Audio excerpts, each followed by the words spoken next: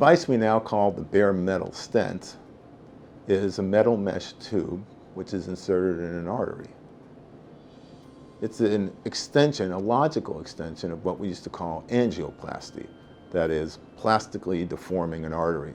The problem was that you put a balloon in and you blow up the artery where there's an obstruction, and the idea was that you would plastically, permanently deform the artery and maintain the lumen, maintain the patency of flow through that tube.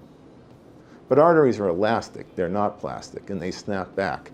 And so many innovative people conceived of the idea of putting a metal mesh tube in to prevent that artery from recoiling back.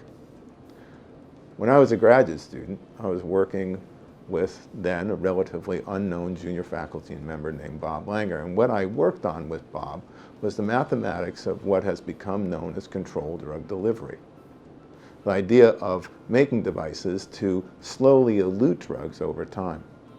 Since I'm trained in cardiology, and as I was trained with Bob in the engineering of drug delivery, we were uniquely and perhaps luckily positioned to be right at the right place at the right time. And when the idea of delivering drugs from these implants came along, we were the people that companies came to. We're lucky. We work with the best scientists in industry to understand how to most effectively create a combination product that provided the mechanical strength of a bare metal stent and the drug-elution of a controlled release device. Our MIT laboratories did the work on the two workhorse drug-eluting stents, bringing them from their inception as an idea all the way through to the FDA clinical approval process. Along the way, we published almost 200 papers on the science of vascular healing, on the engineering of materials and drugs, and on the fundamental physics and transport mechanics of releasing drugs in controlled environments. It's a wonderful example of bringing the basic and applied together, industry and academia together, to the most important problems in medicine.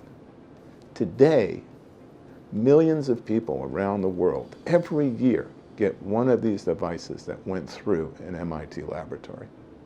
Diseases of the heart and the blood vessels are the most important diseases around the world, everywhere, not just in the United States, not just in first world countries, but even in third world countries. And the difference between first and third world countries is simply the access to innovative technologies. What we and others did was to realize that some of what we would call the simpler technologies, like these metal mesh tubes, these bare metal stents, could now be used in increasingly sophisticated ways by building in more and more functionality to create devices that could help people in the first world countries have less invasive means to treating disease, and people in third world countries or in countries where they don't have as much access to sophisticated technologies for simple solutions. One of those is what is emerging now. And what's emerging is the ability to use the same technologies that allow us to insert a small metal tube into a coronary artery to now replace an entire part of the heart. There are 4 major valves in the heart, and increasingly people live long enough to have valvular heart disease. A valve operation is actually even more invasive than a coronary bypass because it requires often that we open up the heart. Imagine now that we could use the same access, that is, we could go through an artery in your wrist or an artery in your groin, and now insert a catheter that, without opening the heart, can replace a heart valve. Those are the things we're working on today, and they're a realization today. Our colleagues in industry and our colleagues in other academic centers, our collaborators in both of those domains are working with us to create these new technologies and to refine those that already exist.